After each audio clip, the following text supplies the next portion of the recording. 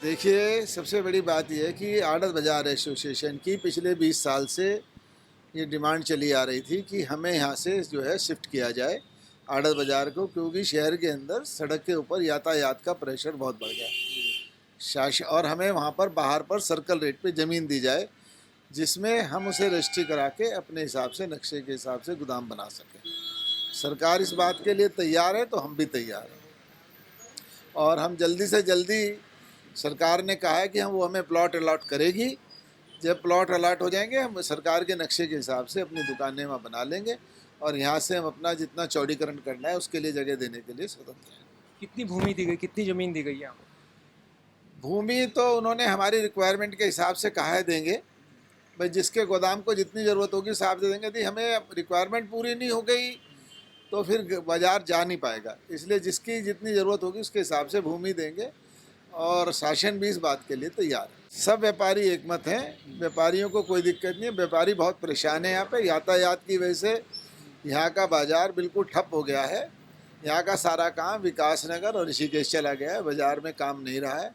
और हमें उम्मीद है कि यदि बाज़ार वहाँ जाएगा तो नेचुरली बाहर का ग्राहक भी आएगा और यहाँ के बाज़ार की उन्नति होगी। क्योंकि आड़त बाज़ार का मतलब ये है कि जो लोग खाद्यान्न का काम करते हैं, सब प्रेफरेंस बेसिस पे उन्हीं को जगह दी जाएगी। ऐसा ही हमारा शासन से तय भी है। कितने वर्षों से है आड़त बाजार लगता हुआ है? कितने? आड़त बाज़ार यहाँ पे कम से कम 120 वर्ष से काम कर रहा है बस। हमारे लोगों की, जितने लोग यहाँ बैठे हैं, लगभग चौथी या पांचवी पीढ़ी आ गई है जो यहाँ काम कर रही है। नहीं, शिफ्ट करें, अच्छी बात है, हम इसमें कोई हमारा विरोध नहीं है। हमारा एक ही कहना है कि जो मालिक दुकान का किराएदारी है, किराएदार को या मालिक का मुआवजा तो मालिक को मिलना है। जो किराएदार 30-40 साल पुराना है यहाँ पर, उसको भी तो कुछ मिलना चाहिए ना। ज़मीन तो रेंट पे नहीं मिलेगी, वहाँ पर उसमें मिलेगी पैसा देकर। जो वहाँ पेड़ करेगा उतनी ज़मीन लेगा, लेकिन जो यहाँ पर ज़मीन है जिसमें हम कारोबार कर रहे हैं, वो तो हमारी चली जाएगी ना। हमारे तो घर से बेघर हो जाएगी किस्म से। हमारा यही कहना है, जितनी बड़ी दुकानें जिसकी रेंट पे है उतनी उतनी दुकानें उसको वहाँ पर मिल जाए। और उसके अलावा वो जो पेड़ करना चाहे, जो ज़्यादा लेना चाहे, तो उसको पैसे लेकर उसका ज़मीन दे दी जाए। उसमें दुकानदार अपना दुकान व्यवसाय तो कर लेगा।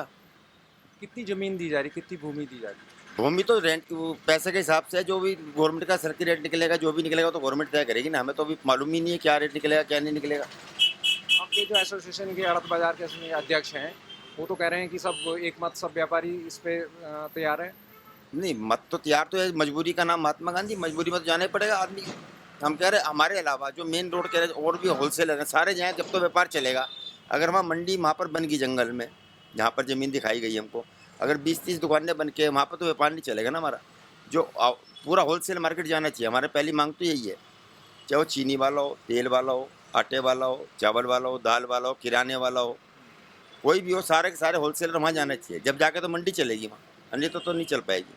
हमारा तो विरोध यही है, थोड़ा सा विरोध कह लो या जो मर्जी कह लो, मांग कह लो, कि जो मुआवजा तो मालिक को मिलना है।